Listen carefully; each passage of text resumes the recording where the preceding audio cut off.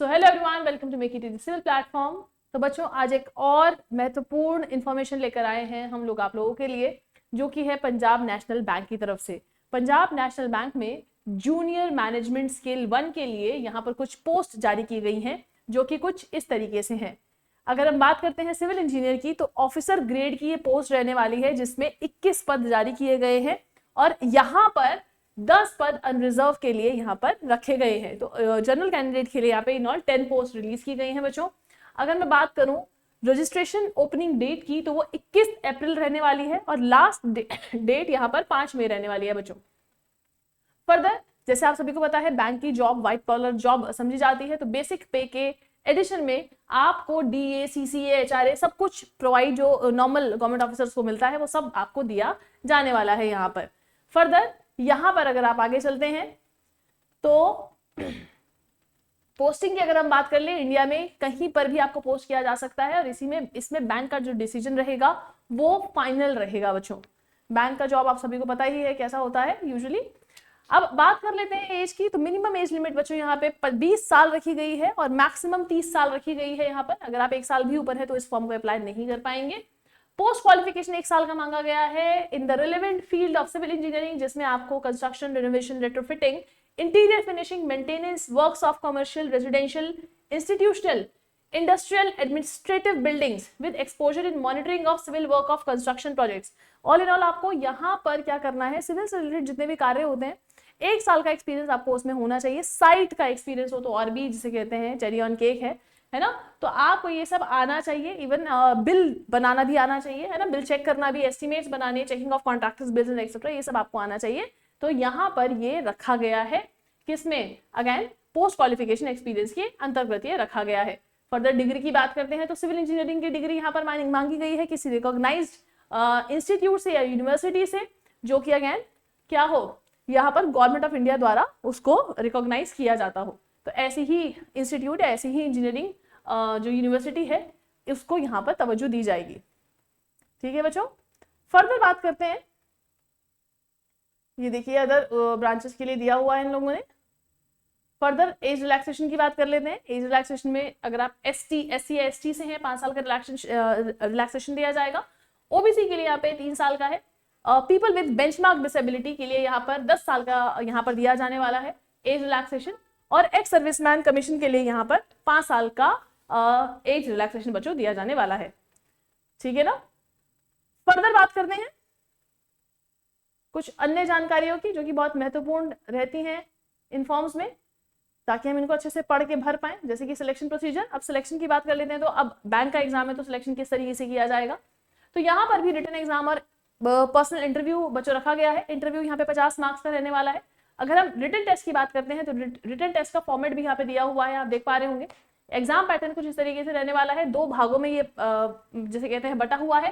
Part 1 में आपसे reasoning, English language और क्वांटिटेटिव एप्टीट्यूड पूछा जाएगा। 25-25 मार्क्स के रीजनिंग और इंग्लिश लैंग्वेज है और 50 मार्क्स का क्वांट है। ठीक है ना। तो ऑल इन ऑल ये 100 मार्क्स का सेशन बन जाता है। फर्दर प्रोफेशनल नॉलेज, मतलब अगर आप सिविल से हैं, मैकेनिकल से हैं, इलेक्ट्रिकल से हैं, किसी से भी हैं, सिविल के यूजुअली हम बात करें तो सिविल इंजीनियरिंग से सिर्फ और सिर्फ 50 क्वेश्चन यहाँ पे पूछे जाने वाले हैं। प्रत्येक क्वेश्चन 2 मार्क्स का रहेगा, तो ये भी 100 मार्क्स का सेशन यहाँ पे बन जाता है। ओवरऑल 200 मार्क्स का पेपर हो गया और ड्यूरेशन यहाँ पे 2 घंटे, दैट मीन्स 120 मिनट्स रखी गई है बच्चों। ठीक है ना। अगेन इसके बाद जो भी शॉर्टलिस्ट होंगे पर्सनल इंटरव्यू के लिए उनको भेजा जाएगा। 50 मार्क्स का वो पर्सनल इंटरव्यू है। अभी मिनिमम मार्क्स डिसाइड नहीं हुए हैं, वो भी बैंक डिसाइड करेगा कितने मिनिमम मार्क्स उस पर्सनल इंटरव्यू में लेने हैं आपको, है ना। और उस इंटरव्यू को इंक्लूड करके ही आपका मेरिट बनेगा, आपका सिलेक्शन बनेगा बच्चों। फर्दर जो पर्सनल इंटरव्यू है वो बैंक द्वारा ही कंडक्ट किया जाएगा। यहाँ पे लिखा है, देखिए, जिसमें आप लोगों को बताया 50 मार्क्स का होगा। मिनिमम क्वालिफाइंग जो मार्क्स होंगे वो अभी बैंक डिसाइड करेगा कि मिनिमम इतने तो लाने ही है भैया। ठीक है बच्चों। फर्दर कुछ अन्य जानकारियां भी हैं जो यहाँ पर देख लेते हैं, जो कि बहुत महत्वपूर्ण है इस फॉर्म को लेकर। जैसे कि कितने रुपए हम लोगों को भेजने मतलब देने पड़ेंगे, ऑनलाइन कॉल लेटर किस तरीके से आएगा, ऑफलाइन आएगा, ऑनलाइन आएगा। तो कॉल लेटर्स की अगर आप बात करेंगे, जो रिटन टेस्ट आपका जब भी होने वाला होगा उससे पहले कॉल लेटर आपको साइट पे अवेलेबल करा दिया जाएगा। उसके लिए आपको रेगुलरली चेक करनी है https://pnb.bank.in/ तो इसके अंदर आप रिक्रूटमेंट और कैरियर सेशन में जाएंगे और वहां पे जाके चेक करते रहेंगे कॉल लेटर्स के लिए। कोई अलग से आपको मतलब पोस्ट नहीं किया जाने वाला है, ऑनलाइन ही आएगा। तो ऐसा मत सोचिएगा कि ऑफलाइन आएगा तो मैं जाऊंगा, आपको ऑनलाइन चेक करते रहना है बच्चों। एप्लीकेशन फीस की अगर हम बात करते हैं, नॉन रिफंडेबल है, पैसे वापस नहीं आएंगे। SC ST people with benchmark disabilities, in categories के जो लोग हैं उनके लिए 50 रुपए रखा गया है और GST इंक्लूड करके 59 रुपीज यहाँ पर देने पड़ेंगे आपको। और बाकी सब अदर कैटेगरीज जितनी भी हैं, चाहे वो OBC है, चाहे वो जनरल कैटेगरी है, ठीक है ना, या वो इकोनॉमिकली वीकर सेक्शन ही क्यों ना हो, उसके लिए भी यहाँ पर 1000 रुपए रखे गए हैं along with the GST of 18%। 1180 यहाँ पे कुल रहने वाला है। मतलब यहाँ पर एक चीज देखने वाली है, इकोनॉमिकली वीकर सेक्शन के को यहाँ पर होना चाहिए था, पर यहाँ पर गौरतलब है कि नहीं है, उसको यहीं पे रखना चाहिए था, उसके लिए भी सेम होना चाहिए था। बट ठीक है, सरकार का निर्णय है, सरकार जाने।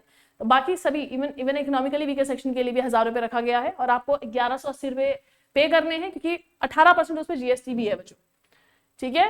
फर्दर यहाँ पर जैसे मैंने आप लोगों को भी थोड़ी देर पहले भी बताया, आप लोगों को उनकी साइट चेक करते रहना है। साथ ही साथ फॉर्म को भरने की जो तिथियां हैं वो हैं 21 अप्रैल से लेकर 5 मई तक। तो ये कुछ महत्वपूर्ण जानकारियां थी बच्चों इस फॉर्म को लेकर, ठीक है। मोड ऑफ पेमेंट यहाँ पर ऑनलाइन ही रहने वाला है, तो इस चीज को थोड़ा ध्यान में रखें, ठीक है। तो ये सारी चीजें यूजुअली हर फॉर्म में रहती ही हैं। बाकी डू एंड डोंट्स, अपलोड कैसे करें, ऐसी जानकारी इस नोटिफिकेशन में आपको सब कुछ प्रोवाइड किया हुआ है फुल फ्लैश। हम लोग भी आपको प्रोवाइड करा देंगे अपने पर्सनल ग्रुप्स में। तो बच्चों ये था नोटिफिकेशन PNB की तरफ से। लास्ट डेट मत भूलिएगा 5 मई 2026। तो ये फॉर्म 21 पोस्ट लेकर आया है आप लोगों के लिए, जिसमें 10 अनरिजर्व के लिए रहने वाली हैं, विच इज अगेन बहुत ज्यादा नहीं है लेकिन बहुत कम भी नहीं है। तो there is a fair chance to fight, ठीक है। सो इसी के साथ बच्चों आज का सेशन में यही एंड करती हूँ, मिलती हूँ अपने नेक्स्ट सेशन में। आज के लिए इतना ही, धन्यवाद।